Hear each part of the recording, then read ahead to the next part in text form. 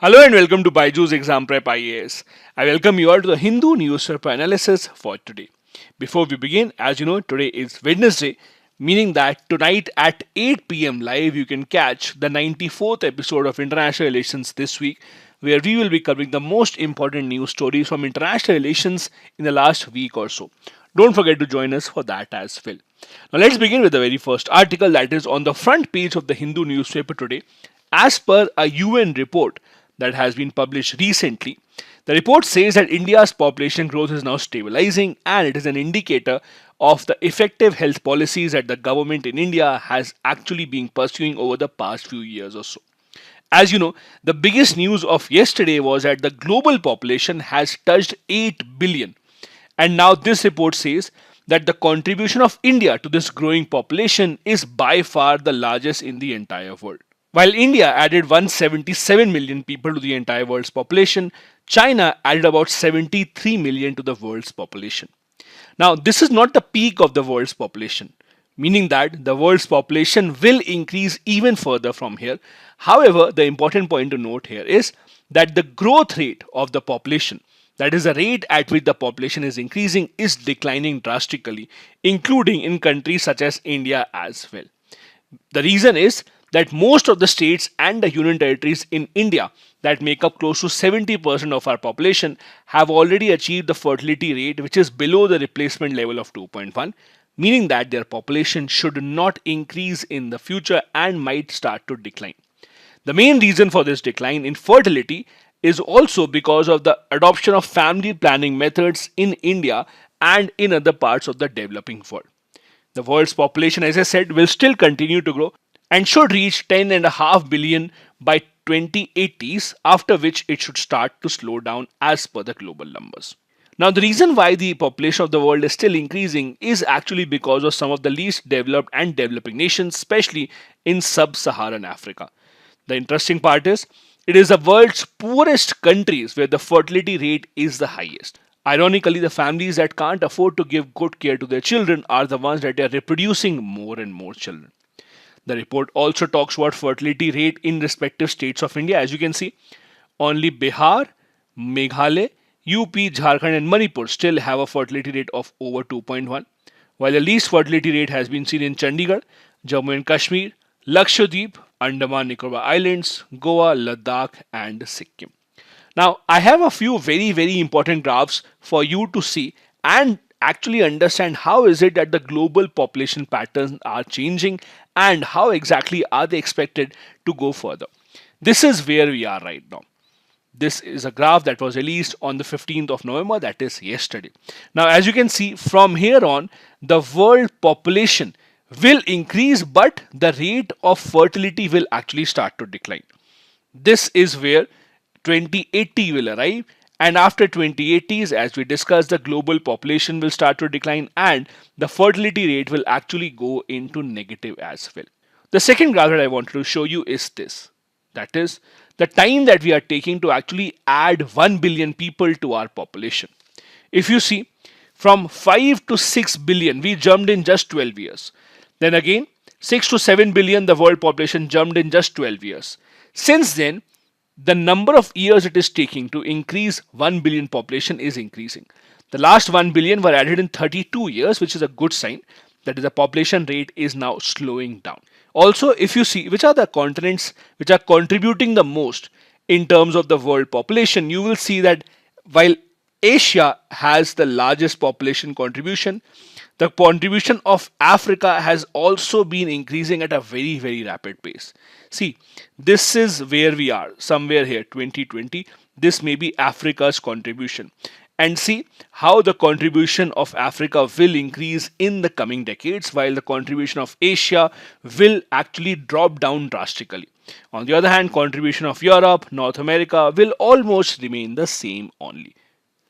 The next article that we have here is written by the Vice Chairman of the State Planning Board of Government of Telangana. The reason why I told you the credentials of the writer before we begin to analyze the article is because this article has been written while criticizing the central government.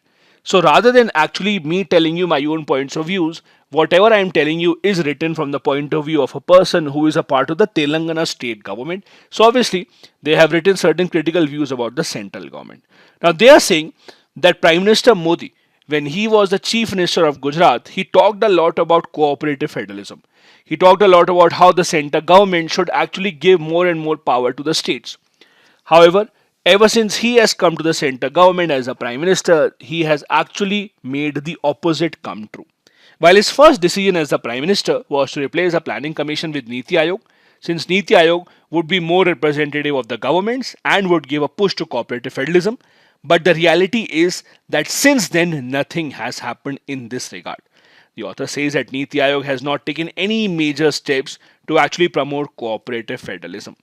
He gives multiple examples of how the central government is actually going against the idea of federalism and squeezing the power of the state governments day after day by taking away their rights. For example, he talks about the recommendations given by the last Finance Commission, that is the 15th Finance Commission. Now, the interesting part is that while, as per the constitution, the recommendations of the Finance Commission are never binding on the government, but usually you see that whatever recommendation the Finance Commission makes are actually binding.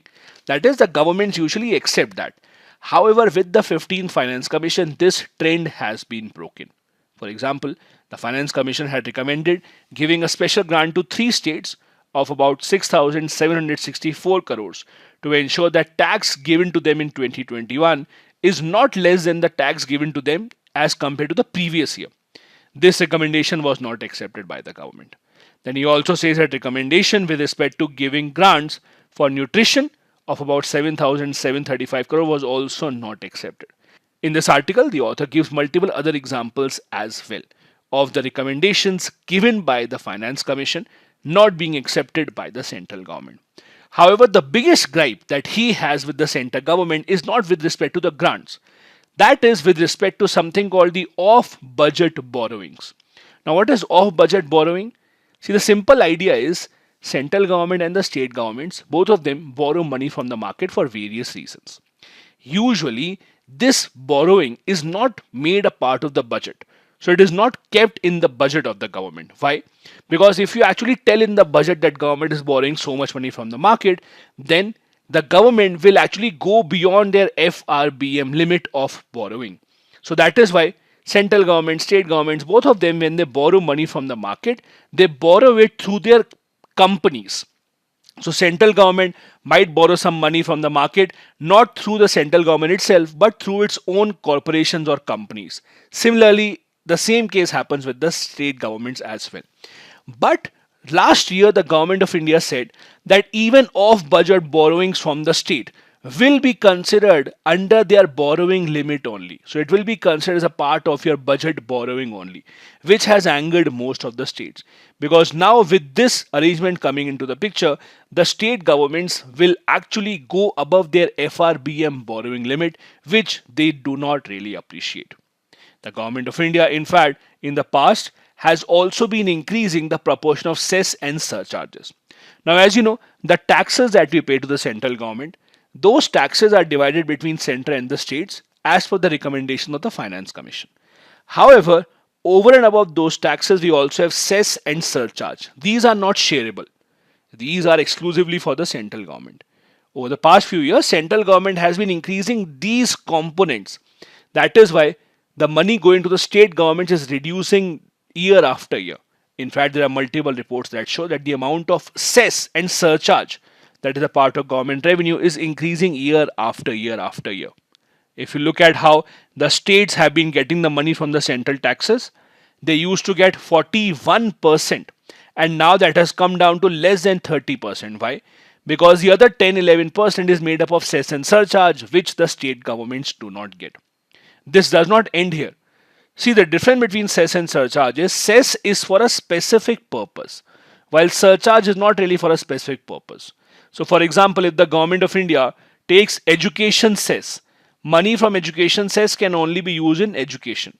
If the government takes Krishi Kalyan cess, then that has to be used for agriculture and farmer welfare only. But even that has not been happening. The CAG report says that out of 2,74,000 crore of cess collected from 35 different cesses, only 1,64 crore has been credited to the dedicated funds, while the rest of the money government has kept with itself without any logical reason for that. All of this should have been spent on those purposes, but the government has not done that. There is another reason that the author here quotes why the state government's power is reducing. The state government's list in the 7th schedule has been shrinking. He says that the government of India recently enacted the 3 farm bills. Although agriculture is a state subject, and there was a lot of criticism that why is it that the parliament passed this kind of a law. The explanation given by the centre government is that these laws were passed under entry 33 of the Concurrent Act, which relates to trade and commerce and the production, supply and distribution of foodstuff including edible oil, etc. All of this actually proves how the centre government is going against the values of cooperative federalism and not taking the states along with the centre in India's growth journey. Now, I also wanted to give you a few more details about what exactly is off budget borrowing. As I told you, off budget borrowing are those loans which are not taken by the government directly, but they take these loans through their companies, through their corporations, so that they don't become a part of the government's budget calculations. So that the government can say, no, no, no, we did not take these borrowings, we did not take these loans, so it should not be a part of our balance sheet. This allows a government to actually show that, see, we are not taking a lot of loan and we do not have a lot of borrowing. This allows a government to be within the FRBM limits. Also, since the liability of the loan is not formally on the centre government or the state government, the loan is not a part of national fiscal deficit as well. The CAG, however, has said that off-budget financing is not a part of the calculation of the fiscal indicators. That is why the government of India has been increasing this, while the states have not been given this opportunity. As you can see here, the SBI report had said recently that if off-budget borrowings were made a part of the budget calculation, then the fiscal deficit would increase to close to 7%. So this is why the government of India has been trying to keep it outside the calculations of the budget. The next article that we have here is with regards to air pollution in India. The authors here say that in the entire debate of air pollution, we don't give preference to the health impact that it has. Yes, air pollution leads to other issues such as global warming, etc.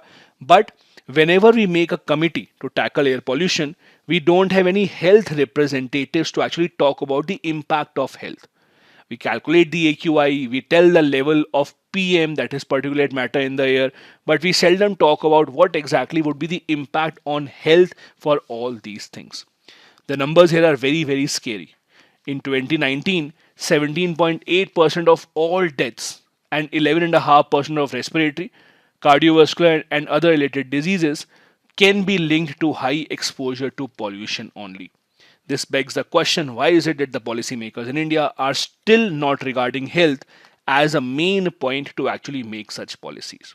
Whichever bodies have been made by India, such as the Commission for Air Quality Management, etc., they don't have any health representation.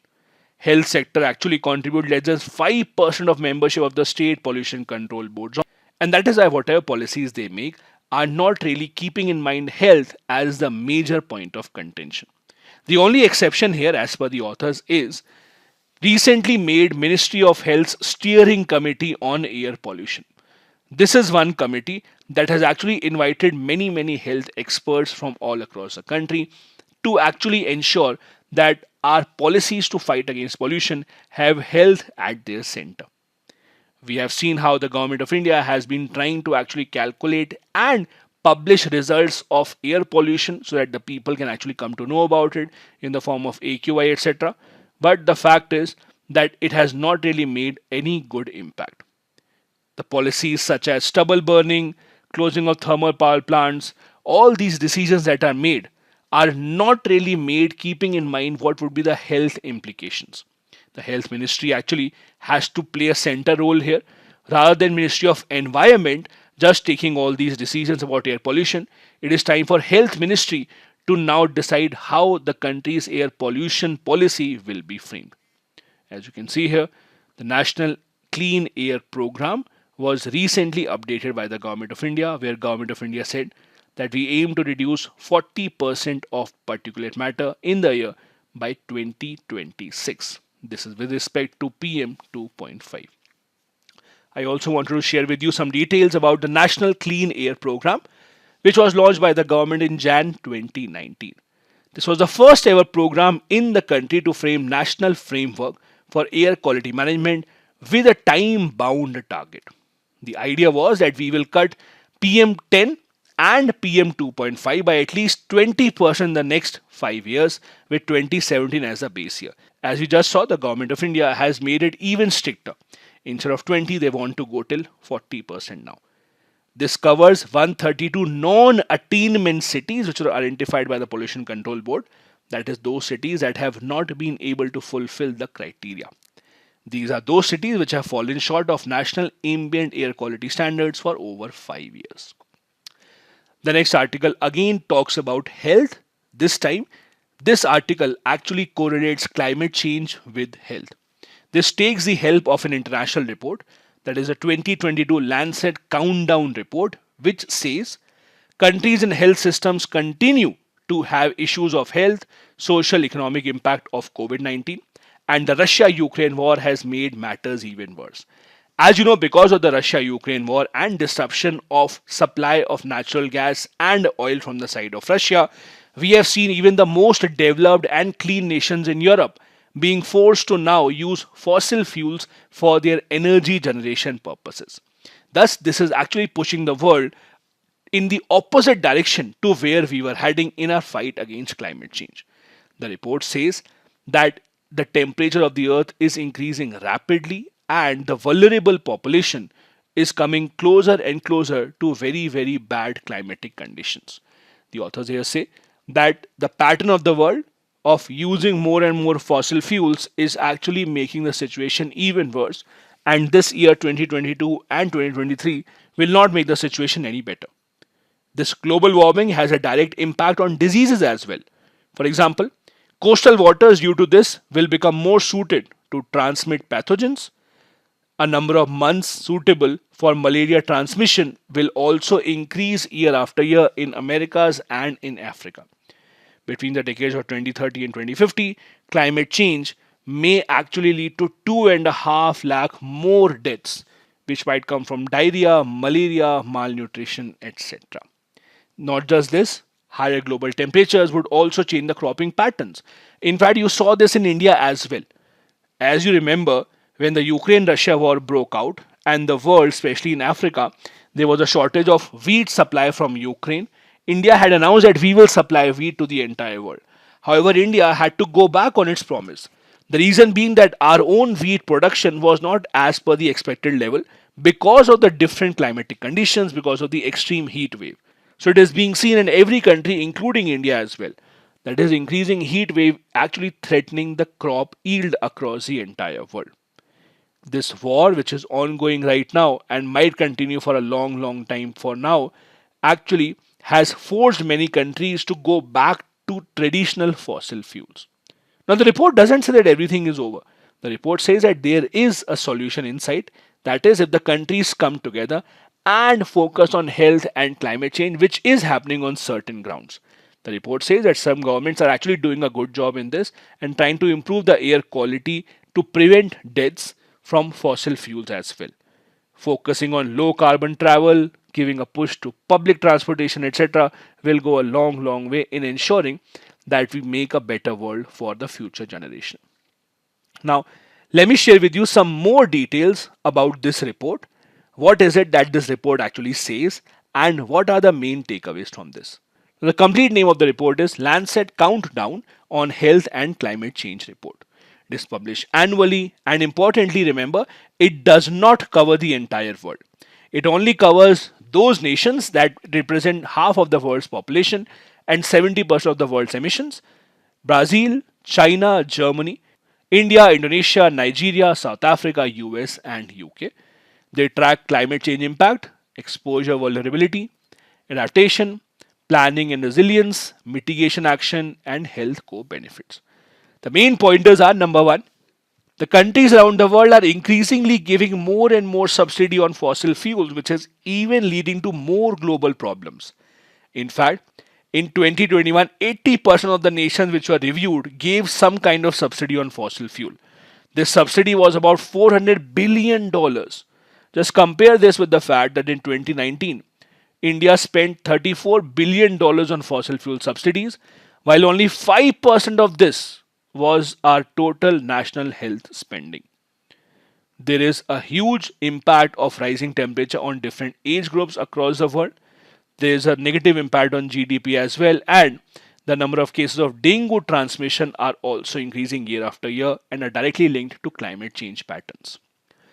The next article that we have is about a recent World Bank report which talks about India's urban infrastructure.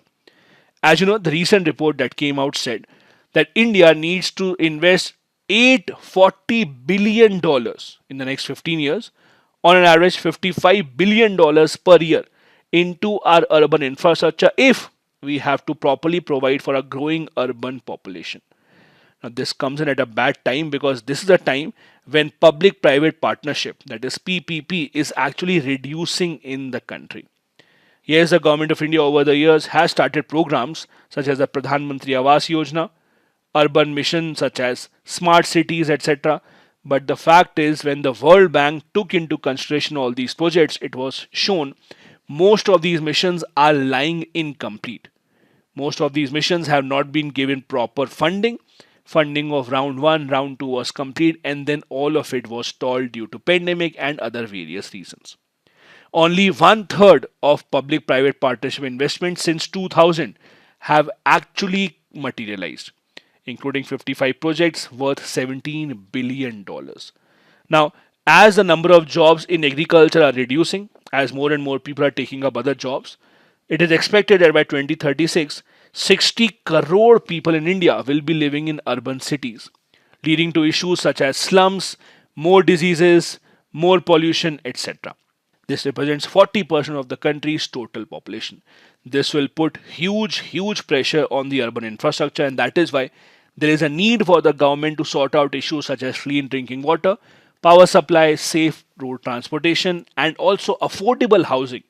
Because when a lot of people come from villages to cities and they don't get affordable housing, the only option that they have is slums. This is where all the problems actually begin. The government of India's project of smart cities was also made with the same intention. That is, the entire country should not just focus on 8 to 10 cities to come and make a career. There should be more and more cities in India where people can find jobs and good standard of living. As per the UN Development Policy and Analysis Division, this is what a sustainable city should look like. They should focus on economic development, social development, environmental management, and urban governance. Only when all of this comes together, this is when we can have sustainable cities for the long run. Now, since the population of India is still increasing, our urban population is also increasing, India has to ensure that our urban cities, the urban centers, have that infrastructure which is required to support such a huge population.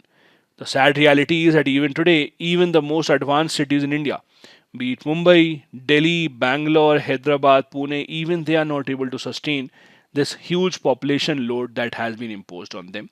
And thus, a lot of investment needs to go into this as soon as possible.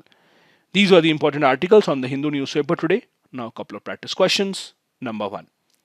Urbanization in India is marred with a large bunch of challenges. Elaborate. Second, global warming can't be decoupled from health impact. Critically analyze. Both these questions have to be answered within 250 words each. Thank you so much for watching the video. Have a good day ahead.